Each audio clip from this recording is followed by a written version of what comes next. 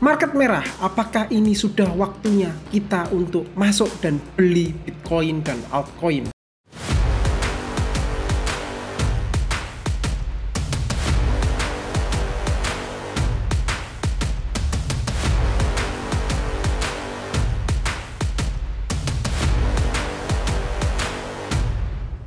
Halo semuanya, kembali lagi di channel Cukong Pumping. Jual sekarang Bitcoin dan altcoin karena Juni akan merah.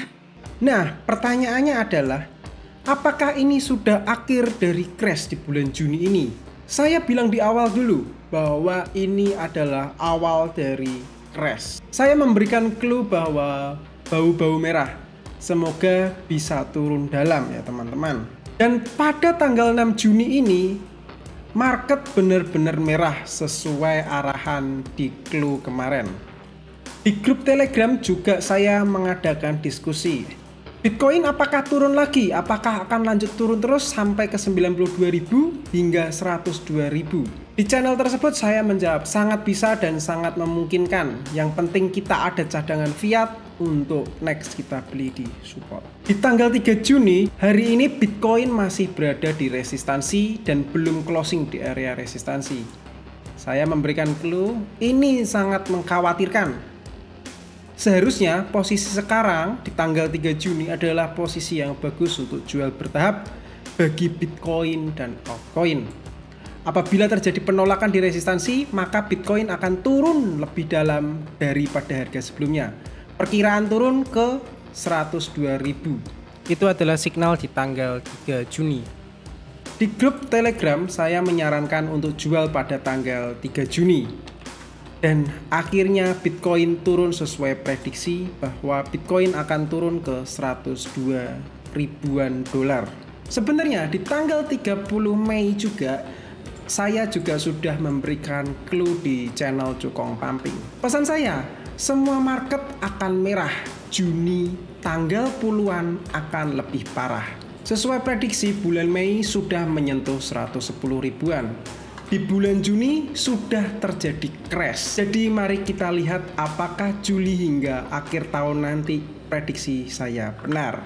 Kenapa saya bisa bilang pertengahan bulan Juni nanti akan lebih parah? Semua ada datanya. Saya akan bahas mengenai moving average. Karena kalau semua indikator atau semua analisa saya ingin saya bagikan, tidak cukup untuk 1 jam saja. Jadi kali ini saya akan membahas mengenai indikator moving average. Dalam analisa ini saya akan pakai time frame 1 day dan indikator MA50 dan indikator MA100. Supaya saya dapat melihat pandangan secara lebih luas hingga nanti di akhir 2026 nanti.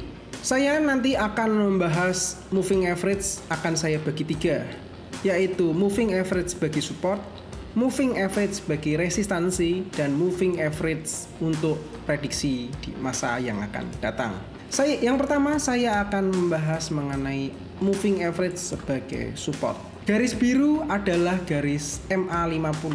Jadi ketika menyentuh garis biru akan mengalami kenaikan dan seterusnya. Ketika breakout di bawah garis biru maka akan terjadi perubahan tren, yaitu tren turun. Seperti di sini, ketika menyentuh garis biru lagi akan mengalami kenaikan. Tetapi sebaliknya ketika breakout akan mengalami penurunan. Selayaknya di tanggal 6 Juni ini ketika saya record, di sini sama. Yaitu kita menyentuh garis MA50 dan terjadi kenaikan. Pertanyaannya, apakah ini support terkuat hingga bisa terbang? Atau apakah nanti bulan Juni akan turun sesuai prediksi, akan crash lebih dalam? Nah, itu yang ingin aku bahas mengenai moving average sebagai support. Apakah moving average 50 itu bagus untuk dijadikan pijakan sebagai support? Saya bilang MA50 adalah indikator support yang lemah. Kenapa saya bisa bilang begitu? Saya ambil contoh bulan September tahun 2021. Ketika break MA, maka akan terjadi tren naik. Betul sekali. Tapi ketika break support MA50 seharusnya turun lebih dalam.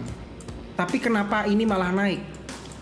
Itu yang membuat MA50 itu indikator yang bias. Mari saya tunjukkan kenapa di sini naik. Karena di situ terdapat MA100. Jadi kalian bisa tahu mana support yang kuat dan mana support yang lemah. Ketika berada di MA100 maka kenaikannya tinggi sekali. Tapi ketika break dari MA100 maka penurunannya juga tajam sekali. Jadi lebih akurat MA100.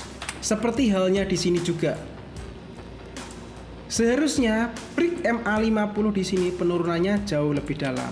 Tetapi karena ada MA100 maka pantulannya cukup tinggi sebelum break MA100 baru turun lebih dalam. Itu adalah fungsi dari MA100 sebagai support. Yang kedua saya akan bahas mengenai MA sebagai resistansi. Ketika break resistansi moving average maka akan mengalami kenaikan. Tapi bisa kalian lihat di sini, ini sudah break, ini sudah break, ini sudah break. Seharusnya kalau break moving average maka akan mengalami kenaikan. Tapi pertanyaannya, kenapa waktu di sini tidak terjadi kenaikan? Karena ini indikator MA50 atau indikator bisa dikatakan lemah atau bias. Saya tunjukkan MA100 sebagai resistansi. Kalian bisa langsung lihat itu adalah alasan kenapa tidak naik ke atas tapi malah turun. Walaupun sudah break MA50 tetapi selalu turun karena MA100-nya belum terlewati, jadi mengalami penurunan. Jadi MA100 itu akan lebih kuat daripada MA50. Itu alasannya. Jadi saya sudah bahas MA sebagai support, MA sebagai resistansi. Kalian tahu mana yang lebih kuat. Ini saya kasih tambahan lagi seperti di sini. Seharusnya ketika break MA50 kan turunnya dalam. Tetapi karena ada support MA100 atau di garis kuning ini, Bitcoin tambah naik lebih tinggi. Saya akan menjelaskan mengenai moving average di bulan Juni nanti di tahun 2025. Moving average di tahun 2025 kita berada di sini dan ini mengalami kenaikan. Tapi ingat, ini adalah indikator yang bisa dikatakan lemah atau support lemah. Jadi nanti kuatnya itu berada di sekitar sini. Jadi kemungkinan itu normal adanya kenaikan. Setelah mengalami kenaikan lalu akan mengalami penurunan sampai menyentuh garis support MA100. Itu adalah analisa di bulan Juni ini. Analisa 5 Juni saya juga bilang bahwa Bitcoin akan koreksi atau melakukan break support. Itu pada tanggal 5 Juni. Dan seharusnya Bitcoin akan turun ke support terdekat yaitu 102.000. Dan di hari ini 6 Juni Bitcoin menyentuh area 102.000. Dan support kuatnya nanti berada di 95 ribuan. Saya menyarankan jangan ambil posisi beli di harga sekarang. Dan tepat sekali di tanggal 6 Juni ini setelah menyentuh 102 ribuan Bitcoin langsung mengalami kenaikan sesuai arahan signal. Saya tunjukkan beberapa cuplikan mengenai prediksi Bitcoin di tahun 2025. Prediksi lu bisa sampai berapa emangnya di tahun depan gitu, setelah halving mungkin? Wah, ini kalau yang ke publik selalu gue bilang 100.000 ya. At least 100.000 kita bisa melihat per Bitcoin di tahun 2020. Target Kalau kita lihat berapa sih? kalau tahun ini konservatif 120.000 on the cam. Mereka sebenarnya sudah tahu jawabannya Bitcoin arahnya akan kemana.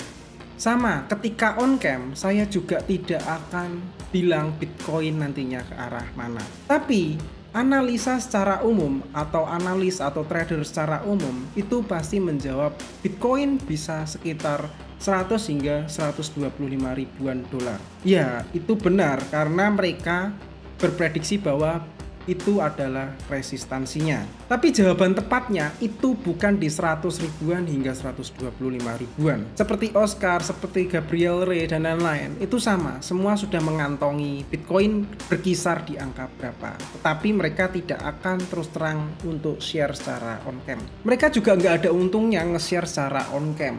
Karena nanti berkuar-kuar nanti dikira ngefomoin atau membeli suatu Bitcoin. Sama halnya saya juga tidak akan terus terang Bitcoin ke arah sini, Bitcoin ke arah situ. Saya hanya memberikan clue-clue khusus bahwa Bitcoin nantinya akan new ATH. Intinya di tahun ini, di kuartal 3 atau kuartal 4, nanti semua market akan dibuat panik. Dan saya kasih clue lagi bahwa Bitcoin di tahun 2025 ini siklusnya berbeda daripada tahun 2017 maupun 2021. Sampai jumpa di akhir tahun, akan ada kejutan besar.